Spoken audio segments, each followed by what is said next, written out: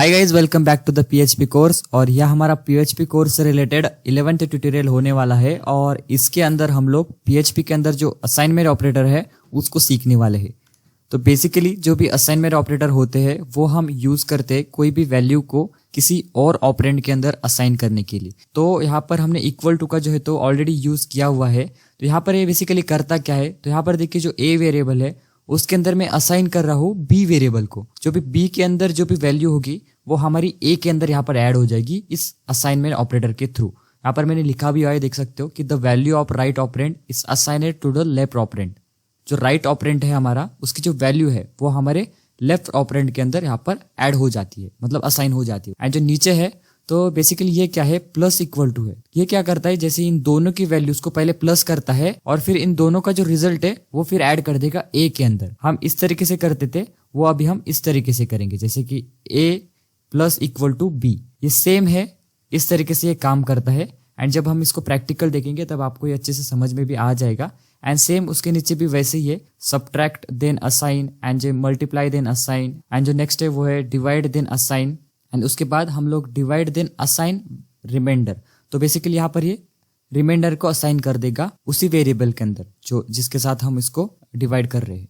तो चलिए अभी हम इसको प्रैक्टिकली देख लेते हैं कैसे करना है। तो यहाँ पर देखिए मैं मेरे कोड एडिटर पे आ चुका हूँ और यहाँ पर मैंने क्या किया है, एक फाइल बनाई है असाइनमेंट 11.php और मैंने इसको स्टोर किया है लर्न PHP के अंदर, जो कि हमारा HD डॉक्स के अंदर है फोल्डर। चलिए अभी हम यहाँ पर करते हैं ऑपरेशंस। तो चलिए अभी हम लोग सबसे पहले असाइनमेंट ऑपरेटर को देखेंगे।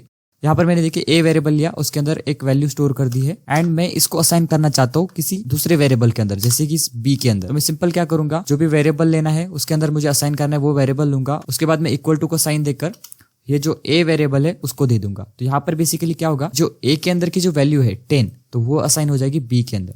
और यहाँ पर भी मैं 10 का भी यूज कर सकता था बट लेकिन मैं वेरिएबल के साथ यूज कर रहा हूँ इसलिए। तो अभी हम इस वेरिएबल को यहाँ से यूज करेंगे। तो चलिए अभी इसका अगर हम रिजल्ट देखेंगे तो यहाँ पर मुझे क्या मिलता है, यहाँ पर देखिए आप। तो जैसे मैंने बी को प्रिंट किया और इसको मैं सेव करूंगा तो देखिए यहाँ पर मुझे 10 मिल रहा है। यहाँ पर ये क्या हो रहा है कि जो हमारी 10 की वैल्यू है सबसे पहले तो ए के अंदर है एंड फिर मैंने क्या किया है, इस ए वैल्यू को असाइन कर दिया है बी के अंदर। मतलब इस वेरिएबल के अंदर अभी 10 है तो वो बी के अंदर ऐड हो जाएगा। तो सबसे बेसिकली मतलब इसका सिंपल सा यही मतलब है, किसी वेरिएबल की वैल्यूज को किसी दूसरे वेरिएबल के अंदर असाइन करने के लिए, या फिर डायरेक्टली आप लोग वैल्यू का भी यूज कर सकते हैं। जैसे कि मैंने यहाँ पर देखिए 10 को असाइन कर दिया है ए के अंदर और यहाँ पर क्या किया है, ए को असाइन किया है बी के अंदर।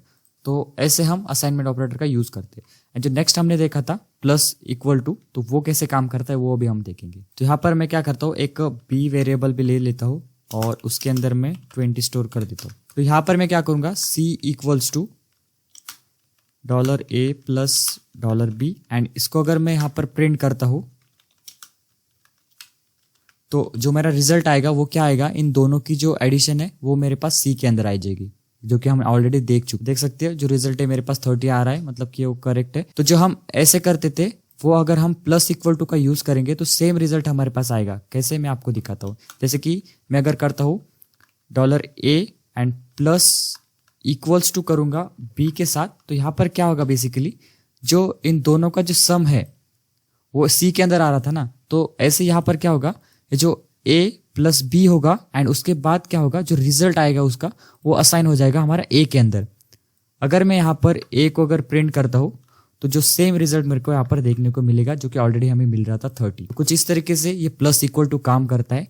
एंड सेम इसी तरीके से अगर मैं यहाँ पर सब्ट्रैक्ट इक्वल टू करूंगा तो यहाँ पर क्या होगा, सबसे पहले तो यहाँ पर सब्ट्रैक्शन होगा एंड उसके बाद जो वैल्यू आएगी वो ए के अंदर यहाँ पर असाइन हो जाएगी। तो यहाँ पर मैंने जब प्रिंट किया तो मुझे 10 यहाँ पर मिल रहा है। एंड उसके बाद हम लोग इसको डिवीजन के साथ भी यूज कर सकते और मल्टीप्लीकेशन के साथ भी यहाँ पर यूज कर सकते। जैसे कि यहाँ पर मैंने एस्टेरिस्क सिंबल दिया है, फिर उसके बाद प्लस कर यहाँ पर मैंने बी और यहाँ पर ए है।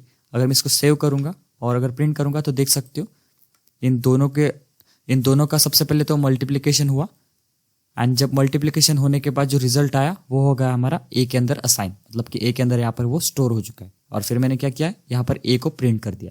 तो कुछ इस तरीके से ये मल्टीप्लीकेशन देन असाइन इस तरीके से काम करते हैं। और हम इसके साथ डिवीजन के साथ भी इसको यूज कर सकते थे। तो यहाँ पर मैं डिवीजन के साथ भी आपको दिखा देता हूँ कि देख सकते हो मुझे सेम यहाँ पर रिजल्ट मिल रहा है।